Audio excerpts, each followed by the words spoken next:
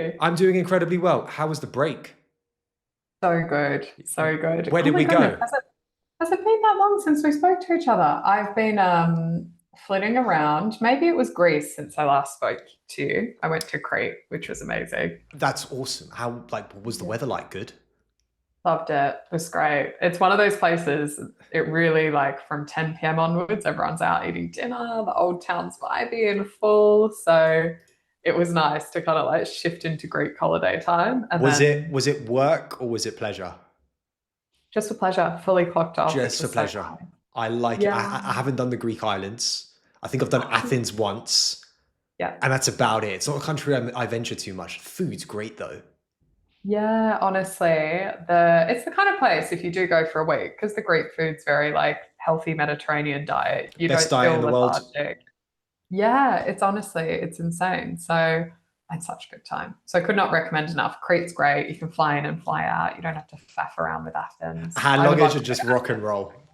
Yeah, it was great. It was great. How have you been? We've been doing well. We've been today so far. We've been live streaming for coming up on 4 hours. I've got another Yeah. 2 hours to go, or 1.5 hours to go. We're on a mission, and we're going to make it happen. We've got you on the show today to talk all things commercials. Give us some intro. Give us some background on you. Yeah, so a little bit about me. I historically used to work in-house at Diary of a CEO, so was commercial partnerships director and was working across not just Stephen and Diary of a CEO, but the slate of new shows that they're building under Flight Story. So Paul C. Brunson's new show, Davina McCall's new show, and made the decision to step away from that, I guess, late last year. And after a lovely career break, decided that it was time to do my own thing and kind of build on the learnings from that experience and work across a range of different creator clients, different brand clients. But the overall mission is simple. I want to work with kind people working on impactful projects where I really value the content they're putting out, the impact they're having with their community, and anything I can do to help accelerate their growth, be it commercial, strategy, cross functional projects. That's me. But prior to that, I've had a career that's been very multifaceted. It's been a combination of marketing background, business development. It's been working across product management disciplines, different brand size roles of Estee Lauder companies, 36,000 person workforce, right down to 5 person tech startup. So very varied, but the last couple of years has seen me in the creator economy.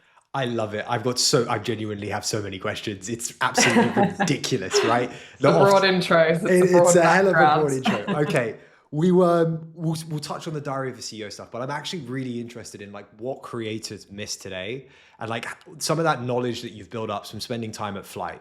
So, like, talk to me.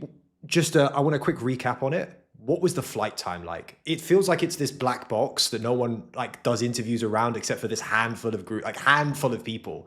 Um, but what is really interesting is these superstars end up coming out of it. What was it like for you? Yeah, I said for me, and I still say this, is it almost felt like dog years in that I learnt 4 years worth of career skill sets, exposure to projects, experiences in a year. And I think that's a byproduct of a few different things. It's an in-office first culture. So more or less 5 days a week in the office, which wouldn't be everyone's bag, but it definitely drives accelerated learning because you're getting pulled every which way into meetings, the caliber of guests that's coming through for the podcast. So just that sheer exposure really drove, I'd say, my learning and development and also picked up new skills. That and also the speed at which the business works. Everyone is very much empowered to, if you've got an idea, you could be executing on it tomorrow. So things move very quickly. So that was also something which, when I first moved from big old Estee Lauder companies into the business, it comes with a bit of whiplash in and of itself. But I think the speed and autonomy at which you can work is quite unique. And also the caliber of people. I've worked with people that, for example, they have Anthony, the director of trailers, who is honestly like a master in his craft. So Dude it is was quite unique. a wizard when it Yeah, comes to wizard. traders. So honestly, it was amazing to work with people who you could just tell that their craft was their art and they were so proud of it. But yeah, probably dog years is the best way to describe it. Like From 4 years of accelerated career learning in one is the best way I put it to people. from a commercial standpoint, what are some of the nuances that you picked up or sort of have honed your craft in understanding commercial and building on like how to make money out of the business from flight? Yeah. Well, I think what I found really interesting is, and because my background prior to that was in Estee Lauder Company's media and innovation team, I Right? used to own the business relationship with our media agency, which was MG at the time.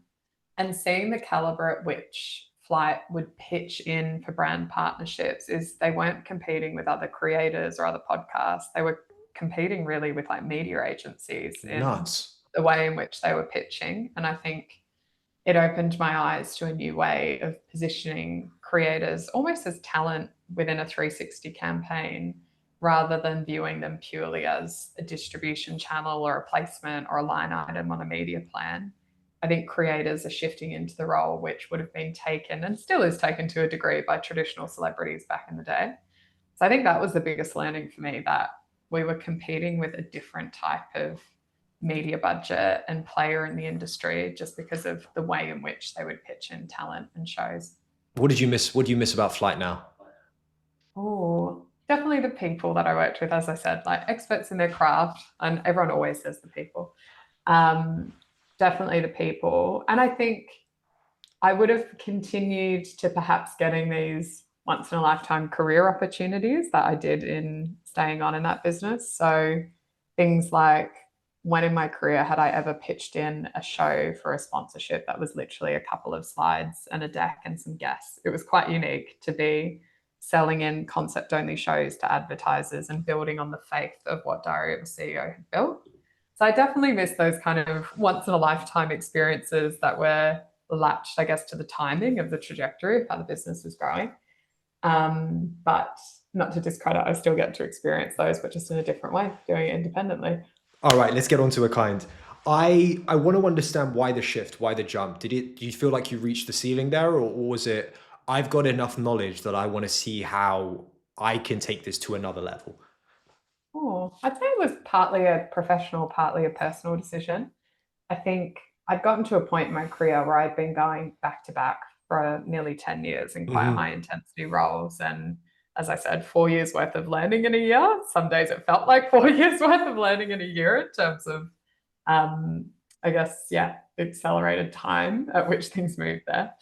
And like being quite frank, and I've spoken about this before, looking at my to do list, I kept having this feeling of I should be excited by this. Like these are once in a lifetime brand partnerships. These are amazing shows and podcasts. I should be excited to be pitching this in and outreaching and securing these brand contracts. But I was just having this like almost internal feeling of misalignment. And I think it was a byproduct of, as I said, 10 years of back to back roles and not feeling sure of what the next step needed to be for me professionally. I was craving some more flexibility. I've got family back home in Australia. So, as I said, the 5 day in person work week was amazing for accelerated development, but craving a bit more flexibility over my own personal kind of back and forth with Australia. And I think a byproduct of the size of the business is that my role had become very specialized on brand partnerships and it needed it because of the volume and the scale. But as my big hefty introduction alluded to, I've got quite a broad background and I'm quite energized by tapping into those different skill sets to help a client or serve a particular project. So I was very itchy for maybe a little bit more breadth in my day to day. And that is what really attracted me to, after a break and a bit of contemplation time to arrive at that, attracted me to more of a portfolio career model and monetizing those different skill sets in my wheelhouse in different ways, which is how Akind came about. All right, let's do it. I want to get deep on marketing and kind of dive into that very rich background of yours. What do Mm. we I want it on 2 points, right? Like from two sides of the equation. What do we miss as brands when it comes to the creator and the commercialization of what it means to be a creator and how important they are in the ecosystem? And then from the other side of it, what the hell do creators miss leaving money on the table? Mm. What do brands miss in terms of the creator economy? I think there's one which is probably more of a operational piece and then one that's a strategy piece. Might start with the strategy piece first. In its most simplest form, I feel like creators are the OG of content marketers. They're experts in understanding their audience and understanding what content resonates with that audience. And it's why creators often see hypergrowth that brands are lagging behind, or more traditional brands. And I think brands can definitely take a leaf out of creators' books in reverse engineering who their target audience is, the type of content that resonates with them. And I know that sounds so simplistic, but having worked for They don't do large it. behemoth brands and organizations, They don't do sometimes it. that thought gets lost. Yeah, it turns into a multi-layered, complex marketing funnel, which definitely serves a purpose for a heritage brand. And I don't want to diminish like brand building and visibility type work, but I think brands could strip it back to basics and take a leaf from creators' books in the content marketing side of things. Can we touch on From that for the another point? The yeah, the idea of media today, right? Of like media buying and this traditional, I'm going to buy a TV ad or I'm going to buy or paid advertising, right? Um, has its place. Don't get me mhm, wrong, but I do believe the TV ad today is not dead, but needs to serve a different role. What's your thoughts? yeah, I do agree. So I think in the past, you would view a TV ad maybe as step one in a multi-step funnel or a consumer experience. And it's not to say a TV ad has the potential to close in one interaction, but I think what creators have shown to the traditional brand industry in the funnel is a collapsed funnel because they have done years of building trust and Ooh, collapse funnel. I community like within that. their audience. Yeah. So where you have TV maybe serving the role of a placement within an overall funnel and step one of many, creators are almost meeting that need as a collapsed funnel. I wouldn't say it necessarily needs to be in a single placement. So I wouldn't say TV is dead by any means, but I think it has a different role to serve or could be complementary to the funnel in a different way. And yeah, creators are definitely unique in the nature of they've built these communities of influence for years and they've earned the right to talk to them. So when they do come to them with products or services or recommendations, the time to convert and the window is often a lot more collapsed than it would be in a traditional placement. And then the other side of that equation, the creators themselves, the people that are actually, building audiences, content, and influence within these communities. What do they not understand about brands? Oh, I do sometimes see creator side almost this tension of viewing brands as, The enemy. to be quite frank, like a paycheck to keep their lights on. And don't get me wrong, I'm not naive to the fact that brands are a really significant part of creators' P&Ls, but where I've seen the most harmonious brand relationships is creators who work with brands and almost view it as a different funding source for their editorial content. It doesn't need to change the quality of the Editorial content. What do we mean by that? editorial content. I just mean the content that they're putting out to their audience. And I sometimes will see creators almost viewing it as a checkbox that they need to do, and they don't approach it with the same level of either editorial caliber or credibility they would their own content. Okay. So I think it's a small mindset shift, but it's almost viewing as I'm still going to put out a piece of content that my audience would find valuable and useful. It will just happen to be sponsored by a brand rather than sponsored from my own back pocket, and have a message weave throughout it that may feature a product or service that, again, my audience will still find valuable and useful. I guess that comes down to the qualifying and being discerning with what brand partners creators work with and where it shows up in the ecosystem, which I know is a fine balancing act. But yeah, Do you I see think this shift towards like very much format orientated creators? It's like let's rinse and repeat on short form, and let's give you an opportunity to integrate a brand. We've had Johnny Davis on the show, Johnny Davis on the show, and Johnny talks a lot about like Simon Squibb having a format, Max from the Career Ladder having a format, and it's like I can just integrate brand, and then there's an opportunity for them to build this like have distribution. Do you see that shift with the creators you're working with? hmm, I do think some of them find it easier to incorporate a brand into a rinse and repeat format because, again, there's that trust with their audience around the format. So whether it features a brand weave throughout it or not, it's going to have maybe less of a reputational risk of having a sponsored message.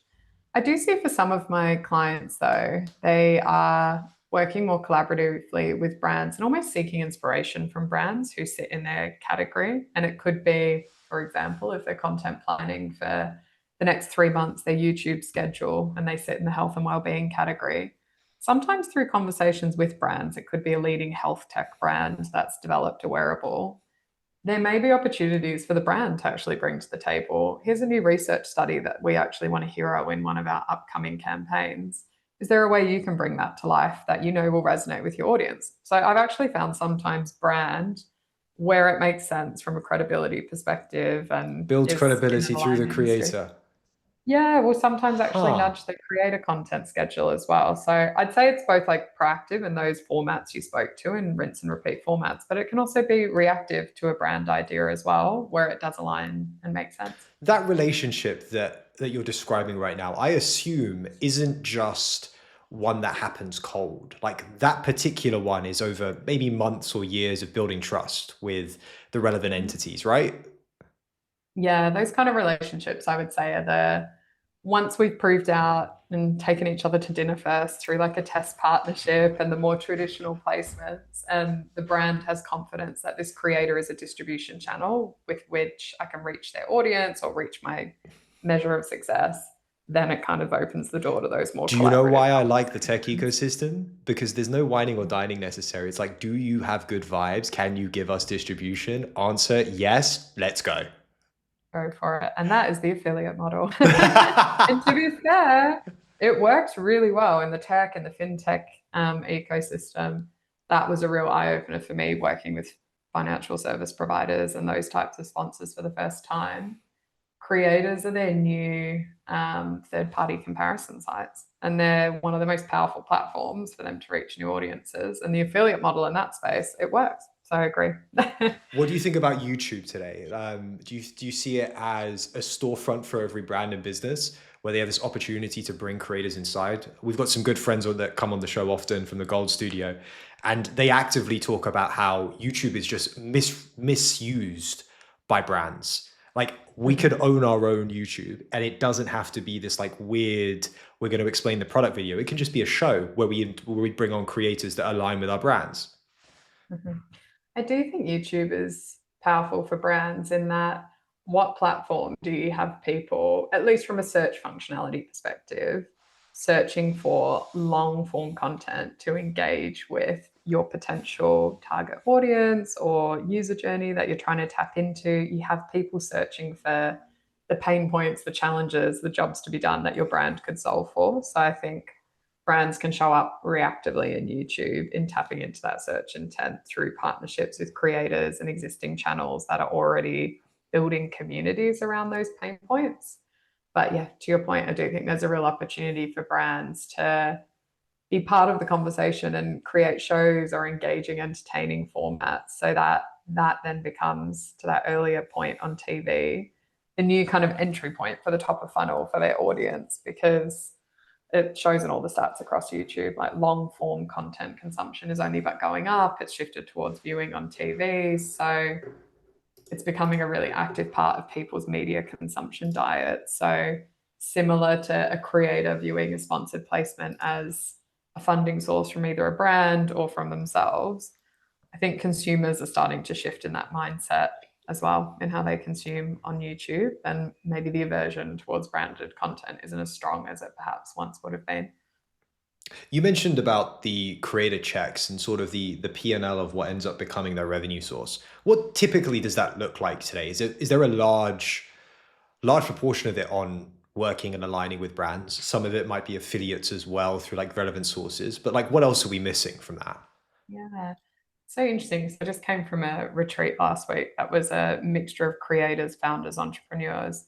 And that group tended to skew more towards creator entrepreneurs. I think there's probably two kind of key cohorts I see here.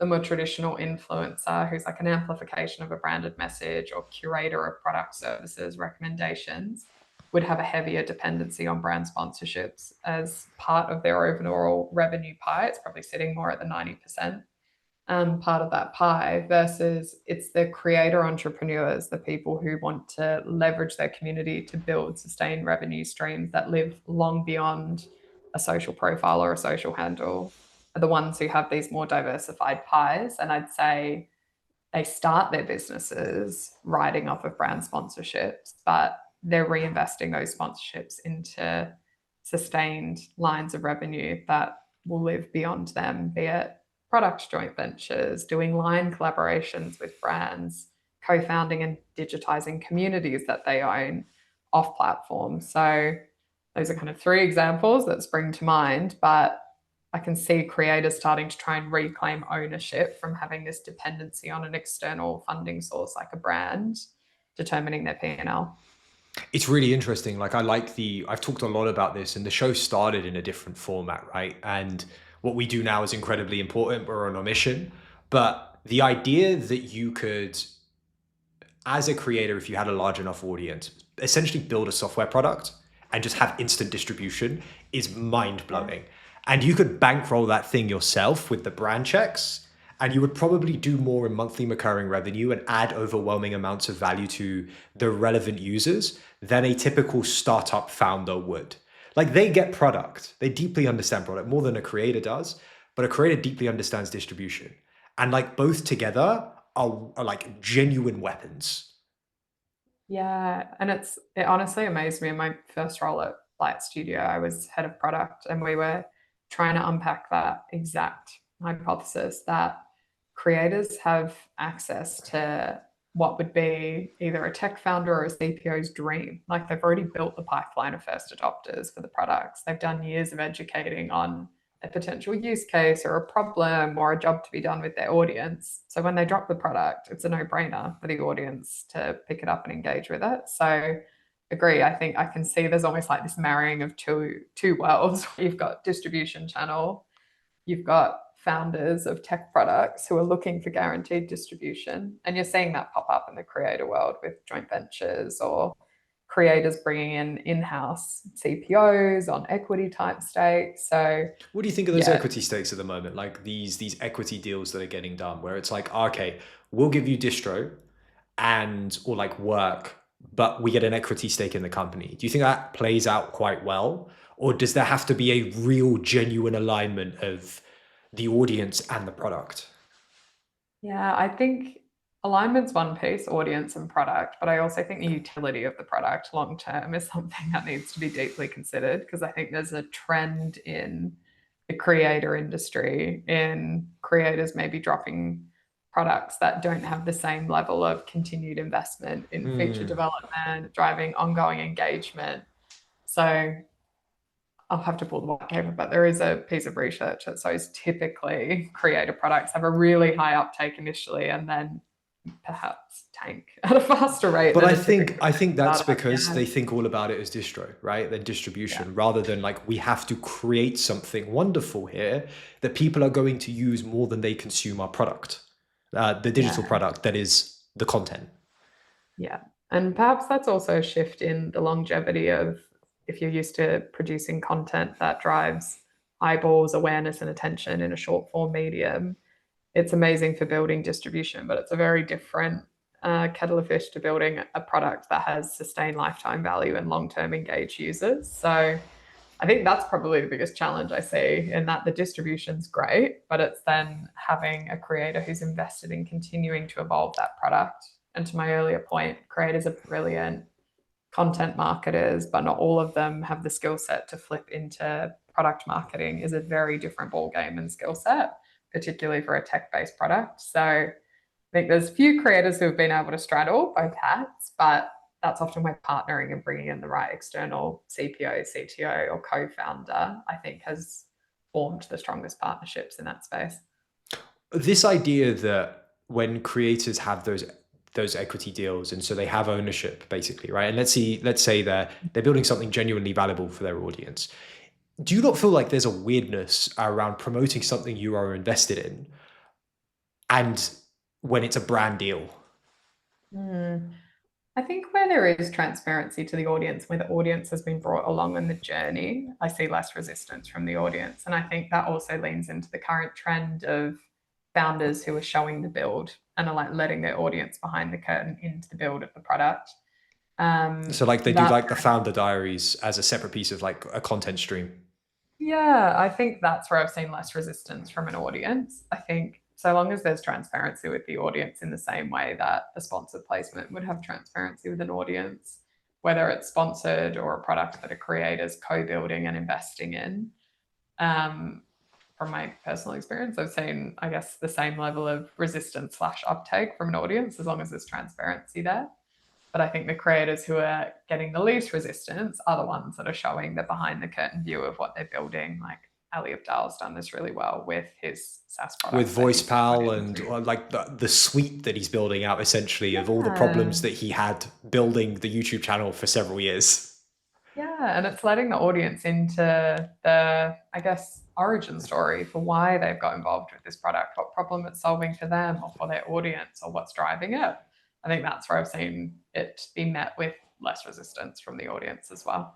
Okay, I want to ask, when you look at the format that we're doing here in terms of lives and how it gets chunked up into different pieces of content, what do you think about the commercialization of what we're doing here at Ventures? Yeah, I think you're taking the right approach in sweating a long form master asset into multiple short form. And long form is where an audience builds trust. Short form is where an audience is captivated in terms of attention. So you're building out the right media ecosystem to then open yourself up to lots of different sponsors with different motives. Because a sponsor who will want to wrap around the long form live stream will have a different motive for perhaps engaging with a niche group that are highly leaned in to the business category versus a sponsor who wants to engage with your short form and drive mass reach and awareness will have a different motive and success measure. So the fact that you're starting with long form as the master asset and hosting these really meaningful, in-depth, rich conversations, and then slicing and dicing it into channel native relevant formats to point more eyeballs towards it, I think is a really strong strategy and also opens you up to lots of different sponsorship types and sponsors of different motives as well. So like we double down on, so that bit I understand. To get past the whole, the bulk of your P&L or the bulk of your revenue is built on brand deals. Where do you take it from there? Given that the live concept is something that brands are quite sketchy about. They're like, oh my God, what are you going to say? When it's actually the serendipity of what can happen on a stream that brings eyeballs to it. Oh, how would I take it beyond brand sponsorships? Because like that's the easy bit with this Yeah. format. Like we're a media network, right? It's the same model as Sky. It's like we sell opportunities for you to be a part of the show, very much like a creator.